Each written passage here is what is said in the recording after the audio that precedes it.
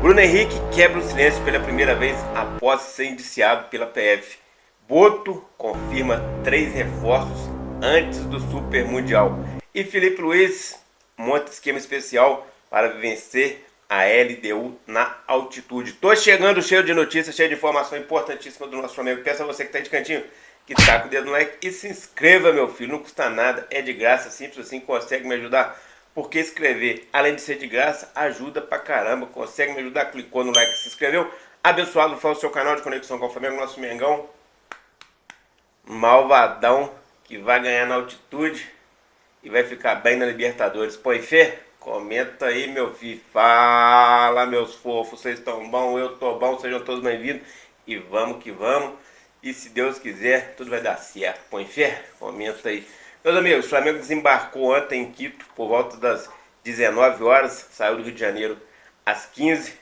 Viagem foi bem sucedida, um sucesso, tudo tranquilo, graças a Deus. O time já está lá. O time treina normalmente nessa segunda-feira. Amanhã sai para o estádio aí por volta das 15 horas para poder jogar às 17, né, às 19. Ou seja, chega um pouco antes para se ambientar, coisa e tal. Flamengo com os preparativos aí para ter essa vitória fora de casa. Lembrando que em 2020, ainda na época pandêmica aí, a gente venceu eles lá por 3-2 com o Rogério Ceni. Esse ano temos mais times e temos um treinador também melhor, embora seja menos experiente, né? Ele por isso tem menos experiência, mas é melhor. Mas se tudo der certo aí, nós vamos conseguir essa vitória. O Flamengo prepara o esquema especial para poder acabar com esse negócio de arame liso, né? Chuta, chuta e não faz gol. Inclusive, um dos jogadores mais questionados no elenco ali na última partida foi o Michael. E o Felipe Luiz saiu em defesa do Michael. O Felipe Luiz falou o seguinte, ó. Após o atacante ser criticado por parte da torcida no empate com o Vasco e destacou o esforço do Felipe Luiz, destacou o esforço do jogador dentro de campo. O que a torcida e o próprio Zico sempre pedem é raça. E o Michael faz isso como ninguém. A entrega, o esforço pela equipe, ninguém faz isso. Ele corre por tempo por todo mundo. Isso a torcida valoriza. Vão ter 2 melhoras.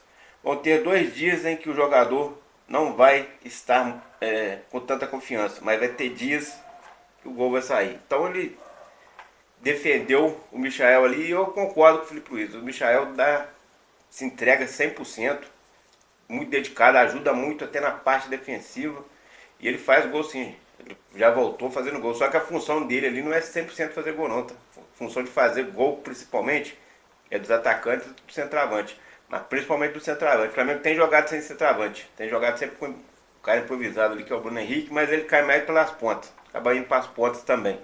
E quando um jogador cai para a ponta e o outro também tá, um atrapalha o outro. Então tem que ter um jogador centralizado ali para chamar a defesa, porque tá na ponta poder ter espaço. Eles não tá tendo. O jogador que joga pela ponta precisa de espaço. E o Flamengo não tem. Não tem até esse momento, né? Assim que o Pedro for efetivado aí novamente titular, aí vai ter um centroavante ali que vai chamar isso ali e os pontos vão poder jogar mais livremente. Mas por enquanto não tá tendo, porque o Bruno Henrique, quando ele entra de centroavante, ele também cai. Ele tá sempre ou vai para uma ponta ou para outra. Quando ele vai para a ponta esquerda, ele atrapalha quem tem na ponta esquerda. Quando ele vai para a ponta direita, fica muito longe um do outro. E com isso a zaga consegue ficar pressionando os dois, fazendo a cobertura e não dá espaço para nenhum dos dois. E é isso que acontece. Mas o Michael é um bom jogador, ajuda pra caramba e vai dar tudo certo. E com isso aí o José Boto também, em entrevista lá ao Amazon Prime Video, disse a respeito disso aí. José Boto disse o seguinte, abre aspas para o Boto aí, ó. Ele fala da importância que o Flamengo tem de fazer contratações e também de um ponta. Ele fala também de um ponta. Ele fala o seguinte, abre aspas, quando cheguei ao Flamengo em janeiro, vi que o Flamengo não precisava de tantos reforços. Após meses de análise do grupo, o português entende que o time de Felipe Luiz necessita de 2 ou 3 contratações para a próxima temporada, para o restante da temporada, né?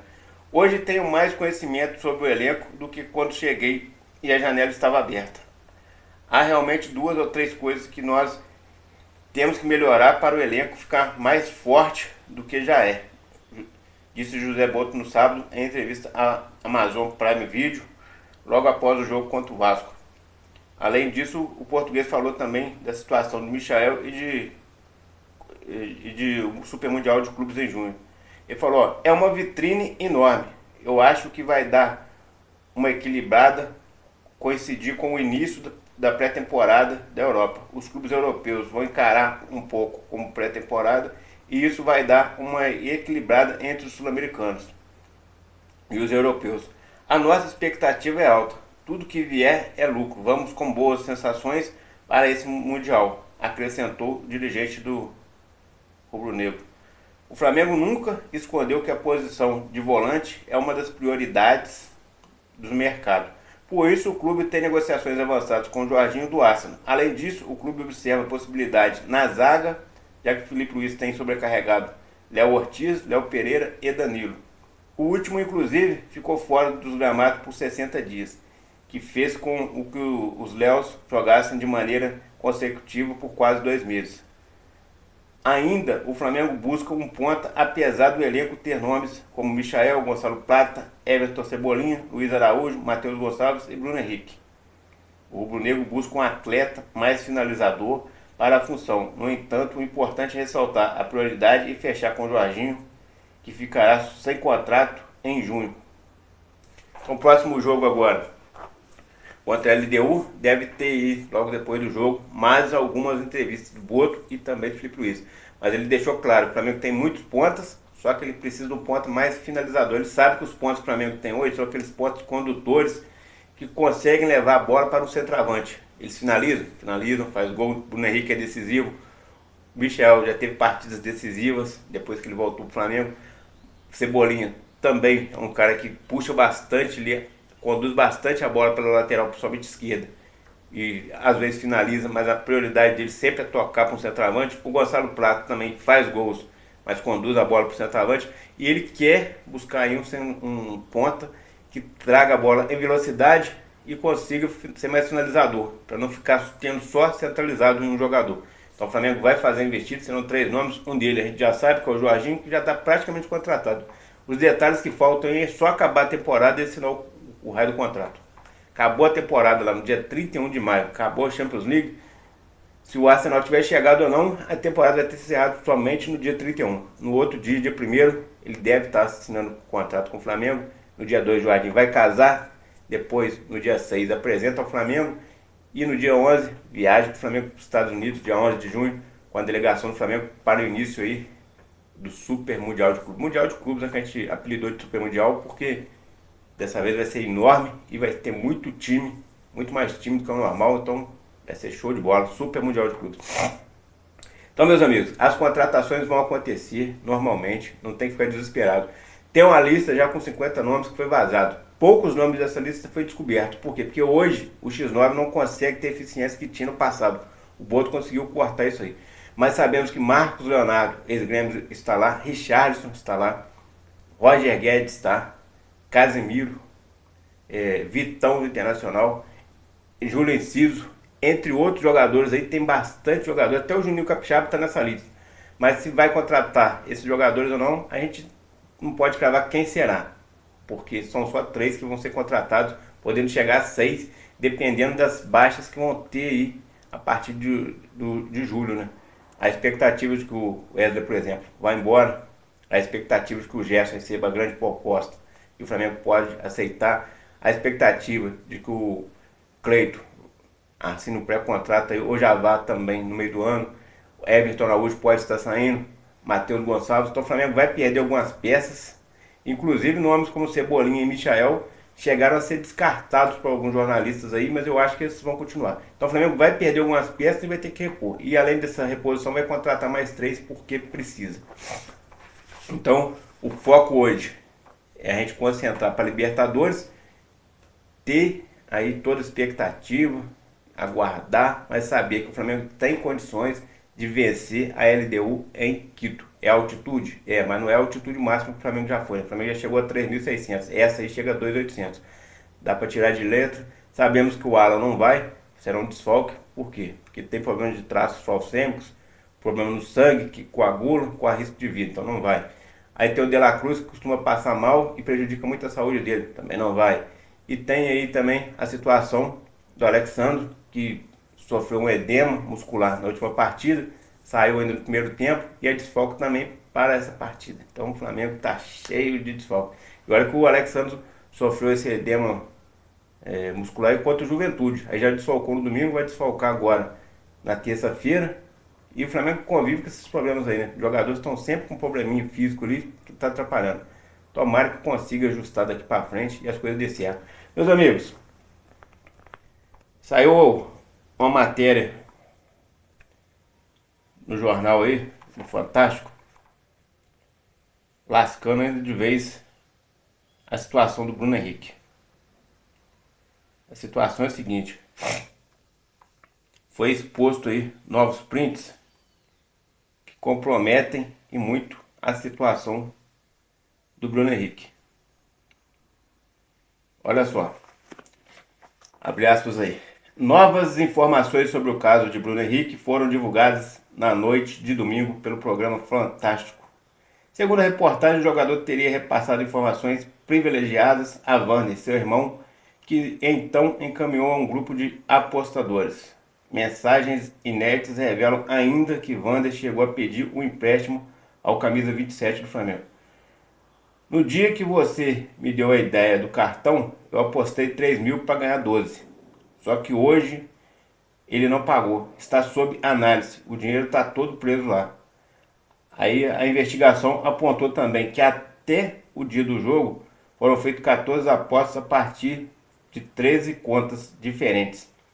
6 delas criadas na véspera da partida. A maioria das apostas envolvia um cartão amarelo para Bruno Henrique e teve origem em Belo Horizonte, cidade do jogador, o que reforçou a suspeita. Então o Fantástico aí emitiu isso aí. Só que o que acontece? Bruno Henrique, com os prints vazados que a gente não tem aqui, mas não tive acesso, mas não vou pôr aqui por questões de direitos autorais, coisa e tal, que foi outra emissora que divulgou, mostram que o Bruno Henrique pode ser mais inocente do que parece. Não é inocente no caso, mas inocente como ser humano, porque ele estava fazendo tudo de bom agrado, ali achando que aquilo ali não teria problema nenhum. Ele não fez aquilo ali como se fosse um estelionatário, como muitos apontaram, e acabou caindo nessa cilada aí. Só que se ele for culpado realmente, por enquanto está sendo só indiciado, mas se ele for culpado, for condenado, tem que cumprir, lógico. Mas aí quando foi ontem, também a defesa de Bruno Henrique falou pela primeira vez e emitiu uma nota aí de comunicado. Olha só, Ricardo Pierre Nunes, advogado responsável pela defesa do Bruno Henrique, no caso das apostas esportivas, divulgou nota oficial após o jogador ser indiciado pela Polícia Federal na última terça-feira, né? Foi terça-feira passada, dia 15. Então vamos conferir o comunicado aí. O atleta Bruno Henrique é conhecido e respeitado por sua simplicidade e comprometimento com o esporte.